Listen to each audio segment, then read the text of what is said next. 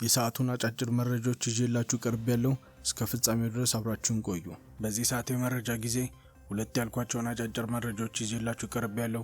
እስከ መጨረሻው ድረስ አብራችሁን ቆዩ። ትራምፕ ግብጽና ኢትዮጵያ በህዳሴ ግድቡ ዙሪያ ዳግም ለማደራደር ደብዳቤ ጻፉ። የጋዛ ሁለተኛው የተኩስ አቁም ስምምነት ሲጀመር ትራምፕ የሐማስን ትጥቅ ለማስፈታት ጥሪ አቀረቡ። ትራምፕ ግብጽና ኢትዮጵያ በህዳሴ ግድቡ ዙሪያ ዳግም ለማደራደር ደብዳቤ ጻፉ። የአሜሪካው ፕሬዝዳንት ዶናልድ ትራምፕ ግብጽ ከኢትዮጵያ ጋር በህዳሴ ግድቡ ዙሪያ የገባችውን ውዝግብ ለመፍታት ዳግም ለማደራደር ፍላጎት እንዳላቸው ገለጹ። ዶናልድ ትራምፕ ለግብፁ ፕሬዝዳንት አብዱል ፈታህ አልሲሲ በጻፉት ደብዳቤ ላይ ሀገራቸው በህዳሴ ግድብ ዙሪያ የጀመረችውን የማሸማገል ጥረት መቀጠል እንደሚፈልጉም ገለጹ። ፕሬዝዳንቱ አርብ ጥር 8 2018 ዓ.ም በጻፉት ደብዳቤ ላይ ፕሬዝዳንት አብዱል ፈታህ አልሲሲ በእስራኤልና በሐማስ መካከል የተኩስ አቁም ስምምነት እንዲደርስ ለሰጡት ውጤታማ አመራር አድንቀዋቸዋል። ግብጽ ከመስከረም 26 2016 ዓ.ም በኋላ በእስራኤልና በሐማስ መካከል የተፈጠረውን ግጭት ተከትሎ የቀጠናው ደህንነትና ሰላማዊ ቀውስ በመፍታት በኩል ለነበራቸው ሚና ምስጋናቸውን ገልጸዋል። ፕሬዝዳንት ትራምፕ ባለን የግል ወዳጅነት መንፈስና አሜሪካ ለግብጽ ሕዝብ በሰላምና በደህንነት ላይ ያለውን ቁርጠኝነት ተከትሎ በግብጽና በኢትዮጵያ መካከል ያለውን የአባይን ውሃ መጋራት ጥያቄ ለአንዴና ለመጨረሻ ጊዜ በኃላፊነት መንፈስ ለመፍታት እንደራደራለን፣ ዳግምም ለመጀመር ዝግጁ ነኝ ሲሉ ትራምፕ በደብዳቤያቸው ላይ አስፍረዋል። ኢትዮጵያ በአባይ ወንዝ ላይ ህዳሴ ግድብ ግንባታን ከጀመረች ጊዜ አንስቶ ከሱዳንና ከግብጽ ጋር አለመግባባት ውስጥ ቆይታለች። ግብጽ፣ ኢትዮጵያና ሱዳን ላለፉት 14 ዓመታት በአባይ ወንዝ ጉዳይ ላይ ከስምምነት ለመድረስ ሲደራደሩ የነበረ ቢሆንም እስካሁን ሶስቱን ሀገራት የሚያስማማ ሁሉን አቀፍ መግባባት ላይ መድረስ ግን አልቻሉም። ኢትዮጵያ ባለፉት ዓመታት መጨረሻ ላይ አጠናቂ ያስመረቀችውን ታላቁን የህዳሴ ግድብ አስመልክቶ ከ5000 ሜጋዋት በላይ የኤሌክትሪክ ኃይል ያመነጫል። ትራምፕ በመጀመሪያው የስልጣን ዘመናቸው በህዳሴ ግድብ ዙሪያ ሶስቱን ሀገር ማደራደር ጀምረው ተከታታይ ውይይት የተደረገ ቢሆንም በወሳኝ ነጥቦች ላይ ግን ከመስማማት ላይ ሳይደርሱ መቅረታቸው ይታወቃል። ግብጽና ሱዳን በተደጋጋሚ በአባይ ወንዝ ላይ ኢትዮጵያ የገነባቸውን ታላቁን የህዳሴን ግድብ አስመልክቶ በምስራቅ ናይል ተፋሰስ ሀገራት ላይ ዘላቂ ስጋትም ይፈጥራል ሲሉም ይናገራሉ። ፕሬዝዳንት ትራምፕ አሁን በጻፉት ደብዳቤ ላይ ሀገራቸው በህዳሴ ግድቡ ዙሪያ ለበርካታ ዓመታት ባለመግባባት ውስጥ የቆዩትን ሀገራት ጉዳይ ለመፍታት ያላቸውን ፍላጎት በመግለጽ በዚህ ቀጠና የትኛውም ሀገር የአባይን ውሃ ሀብት በተናጠል መቆጣጠርና በሂደቱ የጎረቤትን መበደል የለበትም ሲሉ አስፍረዋል። ትራምፕ በማህበራዊ ሚዲያ ገጻቸው ላይ ባጋሩት በዚህ ደብዳቤ ላይ እኔና ቡድኔ የአባይ ወንዝ ለግብጽና ለህዝቧ ያለውን ጥቅም እንረዳለን ብለዋል። ፕሬዝዳንት ትራምፕ በተደጋጋሚ 8 ዓለም ጦርነቶችን ማስቆማቸውንና ከዚህም መካከል አንዱ በኢትዮጵያና በግብጽ መካከል ሊካሄድ የነበረው አንዱ መሆኑን ይናገራሉ። ፕሬዝዳንት ትራምፕ በደብዳቤያቸው ላይ ትክክለኛ በሆነ ቴክኒካዊ ዕውቀት፣ ፍትሐዊና ግልጽ ድርድር እንዲሁም አሜሪካ በሚኖራት ጠንካራ የቁጥጥርና የማስተባበር ሚና ከሁሉም የአባይ ተፋሰስ ሀገራት ጋር ዘላቂ ስምምነት ላይ ለመድረስ እንደምንችል አምናለሁ ሲሉ ያላቸውን ተስፋ ገልጸዋል። አክለውም በድርቅና ለረጅም ጊዜ በተራዘመ ደረቅ ዓመታት ወቅት ለግብጽና ለሱዳን ሊገመት የሚችል ውሃ እንዲለቀቅ እንዲሁም ኢትዮጵያ ከፍተኛ መጠን ያለው የኤሌክትሪክ ኃይል እንድታመነጭ ያስችላልና የተወሰነው ለግብጽና ለሱዳን ሊቀርብ ወይም ሊሸጥ ይችላልም ብለዋል። የአሜሪካው ፕሬዝዳንት የህዳሴ ግድብ አለመግባባት ዘላቂ ከሆነ ቀጠናዊ መረጋጋት ጋር በተያያዘ ከፍተኛ ትኩረት የሚሰጠው ጉዳይ መሆኑን በደብዳቤያቸው ላይ ገልጸዋል። ለመካከለኛው ምስራቅና ለአፍሪካ ዘላቂ ሰላም ስሰራ በታላቁ የህዳሴ ግድብ ዙሪያ የተፈጠረውን አለመግባባት መፍታት ቁልፍ አጀንዳዬ ነውም ብለዋል። ፕሬዝዳንት አልሲሲ የተጻፈውን ይህንን ደብዳቤ ለኢትዮጵያው ፕሬዝዳንት ታዬ ጽድቀሥላሴ፣ ለሱዳኑ አብዱል ፈታህ አልቡርሃን እንዲሁም በቀጠናው ከፍተኛ ተጽዕኖ ላላቸው የሳውዲው ልዑል ሙሐመድ ቢን ሰልማን እና የዩናይትድ አረብ ኤሚሬት ፕሬዝዳንት የሆነው ሙሐመድ ቢን ዛይድ ተልኳል። አሜሪካ ሁለቱን ሀገር ማደራደር መቼ እንደምትጀምር ደብዳቤው ላይ ግን አልተገለጸም። ደብዳቤውን በተመለከተ ግብጽም ሆነ የኢትዮጵያ መንግስት እስካሁን ድረስ ያሉት ነገር የለም። የአባይ ውሃን በተናጠል ስለመቆጣጠርና በድርቅ ወቅት ከግድቡ ስለሚቀነሰው ውሃ በፕሬዝዳንቱ ደብዳቤ ላይ የሰፈረው ሐሳብ የግብጽን አቋም የሚደግፍ በመሆኑ ወደ ዋሽንግተን እንዲሄዱ ሲጠየቁ የነበሩት ፕሬዝዳንት አልሲሲ የድርድር ጥሪውን በደስታ እንደሚቀበሉም ይጠበቃል። መንግስታዊው አልአህራም ጋዜጣ በፕሬዝዳንቱ ደብዳቤ ላይ የሰፈረው ቋንቋ አጠቃቀም የግብጽን አቋም የሚደግፍ እንደሆነ ተደርጎ ሊተረጎም እንደሚችልም ሲል ጽፏል።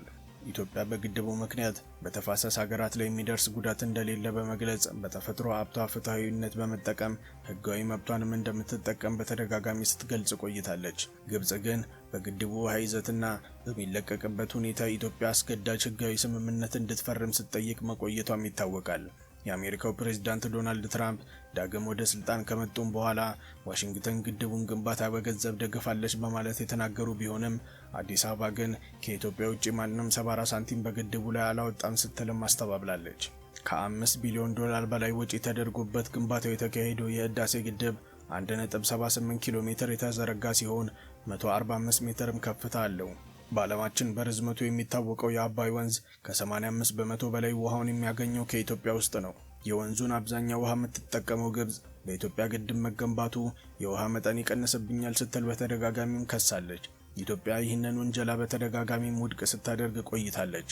ግብጽ በአውሮፓውያኑ 1959 የተፈረመውንና አብዛኛውን የወንዙን ድርሻ የሚሰጣትን የቅኝ ግዛት ስምምነት በመጥቀስ የወንዙን ውሃ ሙሉ በሙሉ የበላይነት ለብቻዋ መጠቀም ፍላጎት አላት በማለት ኢትዮጵያ ይህንን ሁኔታ መለወጥ እንዳለባትም ስትከራከር ቆይታለች። ኢትዮጵያ በአባይ ወንዝ ላይ ያላትን ድርሻ ባረጋገጠ መልኩ ፍትሐዊና ምክንያታዊ አጠቃቀም ላይ ስምምነት እንዲደርስና ታላቁ የህዳሴ ግድብ የግብጽን ውሃ ደህንነት ላይ አደጋ የሚጥል አይደለም ስትልም በተደጋጋሚ ገልጻለች። የጋዛ ሁለተኛው የተኩስ አቁም ስምምነት ሲጀመር ትራምፕ የሐማስን ትጥቅ ለማስፈታት ጥሪ አቀረቡ።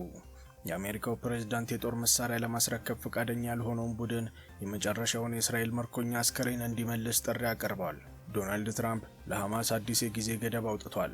ይህም ቡድኑ ከእስራኤል ጋር በአሜሪካ የተስማማውን የተኩስ አቁም ስምምነት ሁለተኛ ምዕራፍ ሲጀመር የመጀመሪያው ምዕራፍ ቁልፍ ነገሮች ሳይፈጸም ቢቀርም ቡድኑ ትጥቅ እንዲፈታ ጥሪ አቅርበዋል። ትራምፕ ሐሙስ ምሽት በማህበራዊ ሚዲያ በጻፉት ጽሑፍ ላይ ሐማስ ሁሉን አቀፍ ወታደራዊ ኃይል ከወታደራዊ ኃይል ነፃ ለማድረግ እንደሚጥሩ ቃል ገብተዋል። ቡድኑ ለመታዘዝ ፈቃደኛ ካልሆነ ከባድ መዘዝ እንደሚያስከትልም አስጠንቅቀዋል። ይህም ቡድኑ አሁን በእስር ላይ እንዳለ የሚታመነው የመጨረሻው የእስራኤል ምርኮኛን አስከሬን እንዲመልስ ጠይቀዋል። ይህም በተጠቀሰው የስምምነት ሂደት ውስጥ ውጥረቱን አባብሶታል። ትራምፕ በትሩዝ ሶሻል ላይ ሐማስ የመጨረሻውን አካል ወደ እስራኤል መመለስን ጨምሮ ቃል የገባቸውን ወዲያውኑ ማክበርና ያለምንም መዘግየት ወደ ሙሉ ወታደራዊ ነፃነት መቀላቀል አለባት ሲሉም ጽፈዋል። ከዚህ በፊት የተናገሩት ይህንን በቀላሉ መንገድና ወይም በከባድ መንገድ ይደረጋልን ብለዋል። የሐማስ ትጥቅ መፍታትን በተመለከተ እስካሁን ስምምነት ላይ አልደረሰም። ይህም በሁለተኛው የተኩስ አቁም ምዕራፍ ውስጥ ካሉ አወዛጋቢ ነገሮች አንዱ ሲሆን የእስራኤል ጦር ኃይሎች መውጣታቸውንና ወደ ጋዛ የሚገቡትን ከፍተኛ የሰብአዊ እርዳታ ለማቃለል ገደቦችን ማቃለሉና እስራኤል እስካሁን ሙሉ በሙሉ ተግባራዊ ያላደረገቻቸውን እርምጃዎችን ያካትታል። ሐማስ እስካሁን ድረስ የጦር መሳሪያዎችን ለመልቀቅ ፈቃደኛ አልሆኑም። ትራምፕ የሐማስ የጦር መሳሪያዎቹን እንደሚነጠቅና ሰፊው የዋሻ ኔትወርኩ በግብጽ በቱርክና በኳታር ድጋፍ እንደሚፈርስም ተናግሯል። ሆኖም ግን እንዲህ አይነቱ ዓላማ በተጨባጭ እንዴት ተግባራዊ ሊሆን እንደሚችል ግን ግልጽ አልሆነም። እንደ እቅዱ ከሆነ ሐማስ ከባድ የጦር መሳሪያዎችን ሙሉ በሙሉ ትተዋለች። ስለ ትናንሽ የጦር መሳሪያዎችን በተመለከተ አሜሪካ ጠመንጃዎች፣ ሽጉጦችና መትረየሶችን በባለቤቶቹ ገንዘብ ምትክ የሚተላለፍ የመመለስ ፕሮግራም ሊጀምር እያሰበም ነው። የሁለተኛው ምዕራፍ ትኩረት ጦርነቱን ከማስቆም ይልቅ በግዛቱ ውስጥ የሽግግር አስተዳደር ማቋቋም፣ ወታደራዊ ነፃነትን ማስፋፋትና መልሶ ግንባታን ወደ ማቋቋም ተሻግሯል። ይህም በእስራኤል ጦር ኃይል የማያቋርጥ ጥቃት መካከል የዲፕሎማሲያዊ ምኞት በከፍተኛ ሁኔታ ማባባስ ነው። የተኩስ አቁም ስምምነቱ ባለፈው ዓመት ጥቅምት ወር በተግባራዊ ከተደረገ ጊዜ ጀምሮ ቢያንስ 451 ፍልስጤማውያን መገደላቸው ተዘግቧል። ትራምፕ ጋዛን ለማስተዳደር የሰላም ቦርድ እየተባለ የሚጠራውን እንደሚመሩም አስታውቀዋል። ይህም ቦርድ በጋዛ ውስጥ የመልሶ ግንባታ፣ የኢኮኖሚ መገምገምና ሰፊውን የሽግግር ሂደት የበላይነት እንደሚቆጣጠርም ተናግሯል። የቀድሞ የእንግሊዝ ጠቅላይ ሚኒስትር ቶኒ ብሊየር ከትራምፕ አማካሪው ጃሬድ ኩሽነር እና ከስቲቭ ዊትኮፍ ጋር በመሆን የተለያየ ስራ አስፈጻሚ ቦርዶችን እንደሚቀላቀሉም ተዘግቧል። ኒኮሎ ሞላዴቭ ደግሞ የቀድሞ የተባበሩት መንግስታት የከፍተኛውን ምስራቅ ልዑክ በመሬት ላይ ማዕከላዊ ሚና እንደሚጫወትም ይጠበቃል። ቦርዱ በሽግግር ወቅት የጋዛን የሲቪል አስተዳደር የሚቆጣጠር 15 አባል ያለው የፊልስጤም ኮሚቴን ይቆጣጠራል። በይፋ የጋዛ አስተዳደር ብሔራዊ ኮሚቴ በመባል የሚታወቀው ይህ ኮሚቴ ፖለቲካዊ ያልሆነና በፖለቲካ ቡድኖች ሳይሆን በቴክኖክራቶች እና በባለሙያዎች የሚተዳደር እንዲሆን ታስቦ የተዘጋጀም ነው። በፍልስጤም ባለስልጣናት የቀድሞ ምክትል ሚኒስቴር የነበሩት አሊ ሻይዝ ቡድኑን እንዲመሩም ተሹመዋል። የእስራኤል በጋዛ የተካሄደው ጦርነት በሰው ሰራሽ ገደል ውስጥ ተፈጥሯልና የመልሶ ግንባታ ሂደት ባለፉት 10 ዓመታት ከ$70 ቢሊዮን በላይ ወጪ እንደሚጠይቅ የተባበሩት መንግስታት ድርጅት አስታውቋል።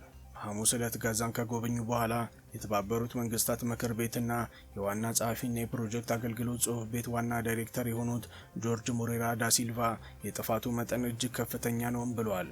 ቤቶች፣ ትምህርት ቤቶች፣ ክሊኒኮች፣ መንገዶች፣ የውሃና የኤሌክትሪክ ስርዓቶች ተደርገዋል ወይም በከፍተኛ ሁኔታ ጉዳት ደርሶባቸዋል ሲሉም አክለዋል። ጋዛ ከ60 ሚሊዮን ቶን በላይ የፍርስራሽ ክምችት አላት። ይህም ወደ 3000 የሚጠጋ የኮንቴነር መርከቦች መያዝ አቅም አለው። በአማካኝ ዛሬ በጋዛ ውስጥ ያለው አንዳንድ ሰዎች በ30 ቶን የፍርስራሽ ክምችት ተከበዋል።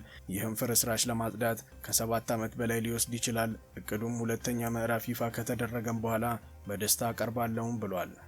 ይህ ማለት በመጨረሻ መልሶ ግንባታ መጀመሪያ መሆን አለበት። ነገር ግን ይህ እንዲህ እንዳለ ቀደምት ማገገሚያ እንዲሁ መጀመር አለበት።